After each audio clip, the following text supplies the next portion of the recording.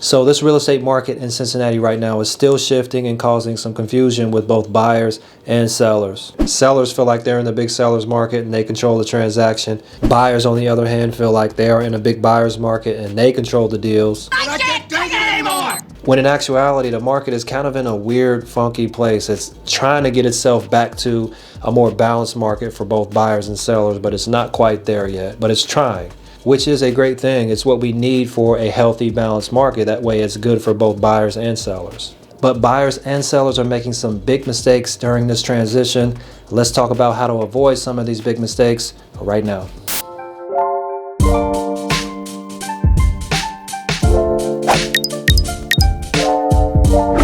What's up, it's Victor Pham, your Cincinnati realtor. On this channel, we talk about all things Cincinnati. We talk about all things real estate. So if you want to know what it's like to live, work, eat, play, and chill in Cincinnati and the Cincinnati suburbs, be sure to hit that subscribe button and the notification bell. That way you don't miss any new videos. I'm helping people all the time buy and sell real estate here in Cincy and the suburbs around Cincy. So feel free to contact me if you're thinking about buying, selling, or investing in property in the area. I'm sure I can help you too. And as always, remember, when it comes to houses in Cincinnati, you can always call Vic.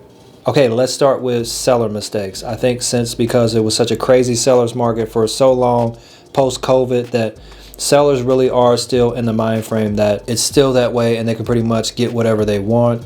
And it's just really not the case anymore, at least not as fluid as it used to be. First mistake sellers are making is that they're overvaluing their home. Everybody wants to think that their home is worth $200,000 more than their neighbors, and the reality of it is it's just not. $100 billion. Any good realtor should be able to look at off-market data and tell you the fair market value of your home. And if you want to sell your home in a reasonable time frame, you should probably price it around the fair market value. Otherwise, you might not sell it as fast as you want to. I was dealing with a seller not too long ago who insisted that we list $60,000 over the market value of that home. Then 2 months later, we still didn't have a buyer. These buyers and their agents are not stupid. They're going to be able to know when a house is overpriced. And the way this market is moving, when you got the inventory starting to increase, buyers having more options and feeling like they have more power, if your house is greatly overpriced, they're going to look right past yours and go to a seller who is priced more accurately. No one's going to purposely overpay if they don't have to. So sellers need to know that options are starting to increase for buyers. Price the house right if you don't want to be on the market for a very long time. If you get multiple offers, that's great.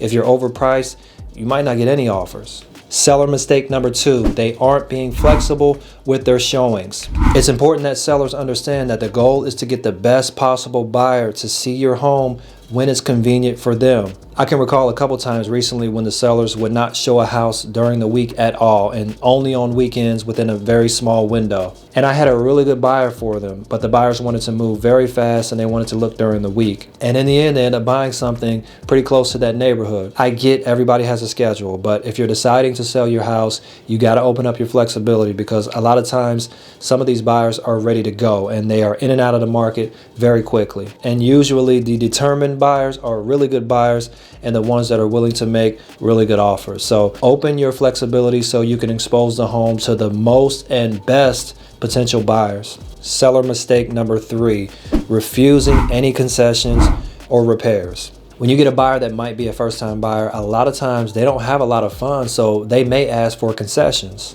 which basically means help with their closing costs.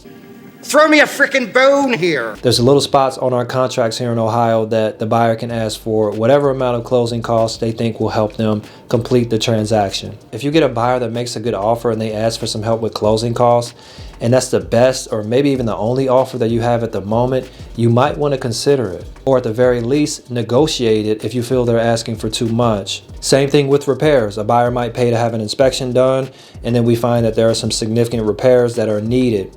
And then the seller will just refuse to make any repairs at all. A lot of times these deals fall out. You know, most buyers don't want to have to fork out all this money to buy a house and move in, then have to pay more money to make significant repairs on the house.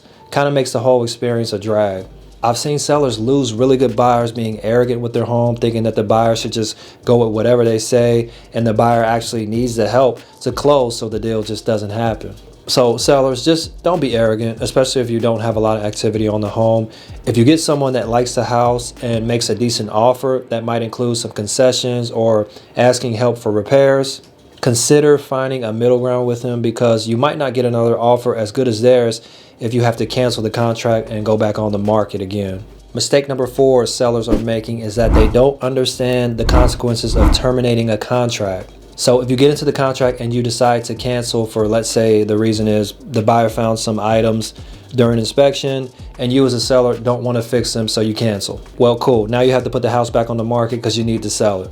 Well, your listing agent is obligated to tell the next buyer why the deal fell out and why you are back on the market. And by law in Ohio, if the seller received the inspection report from the previous buyer, you as the seller are now obligated to share the details with the next buyer. And if that buyer knows there are significant repairs needed on the home, do you think you're going to get a better offer than the first buyer? Odds are probably not. And if you terminate the contract for no good reason at all, let's just say you changed your mind, the buyer can actually sue you and try to make you sell the home to them depending on the terms. And all of this activity is recorded. Agents can see it in the MLS. Regular buyers can go on Zillow and see it. They can see when you went under contract. They can see when you went back on the market and how long the total days are that you've been on the market. And when a house has to go back on the market, especially after being under contract for a long time, it's like tarnish. It's like the kiss of death for that home.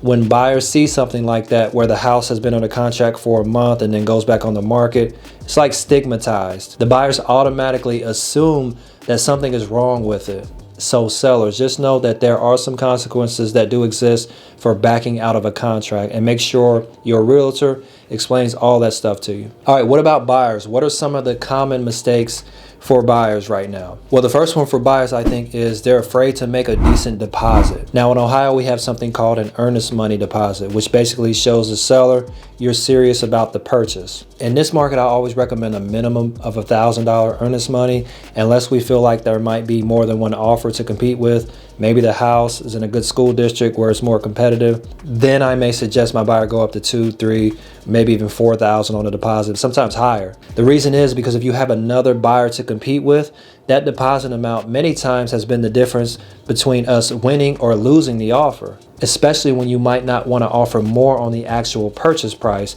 the deposit might make you shine when the seller sees the offer. Think about it. If you and another buyer both make an offer around the same purchase price, but the other buyer offers a $500 deposit and you offer a $3,000 deposit, whose offer do you think looks better to the seller? It can definitely be the difference maker in a lot of deals. Plus, in Ohio, you have an inspection period that allows you to contractually get your earnest money back as long as you follow the terms if you decide to back out. And the earnest money is going towards the purchase anyway, so why not make it a more solid offer and put more earnest money if you need to? Mistake number 2 for buyers, they're not getting inspections. During the pandemic and a couple years following, it was very difficult to win a house because sellers were only taking the highest offers from the buyers, and usually some of the buyers were willing to waive their inspections. That's not really the case right now. Almost all my buyers are getting inspections.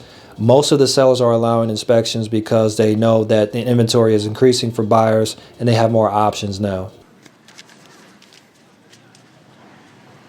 Now you're speaking my language. The last thing you want to do is buy a house not knowing that there might be some major defect with the home, and down the road you have to fork out $20,000 or $30,000 for a big issue. Inspections have kind of become back to the norm lately, so get your inspection and be safe.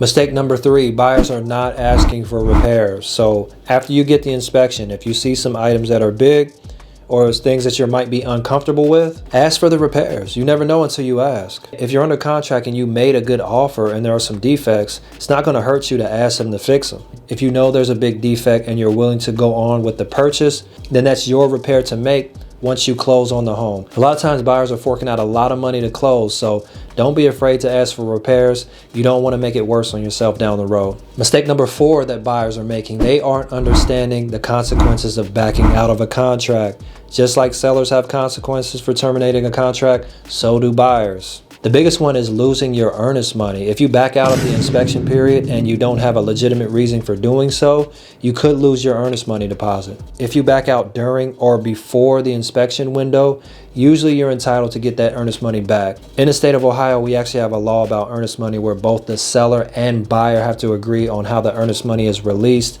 if the termination does occur. So technically, if you do cancel and you don't willingly agree to give the seller your deposit, then it doesn't really get lost, but rather hung up. And you have to wait 2 years to get it back if no mutual agreement is made. So just know that there are consequences for the buyer as well.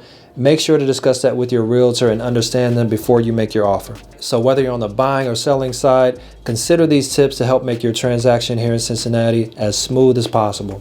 If you have any buying, selling, or investing needs in Cincinnati or any of the suburbs around Cincinnati, feel free to reach out to me. I'm sure I can help you with that. Interested in some more cool videos on what it's like living in Cincinnati, Ohio? Start with these videos right over here. I'll see you next time, and remember, when it comes to houses in Cincinnati, you can always call Vic.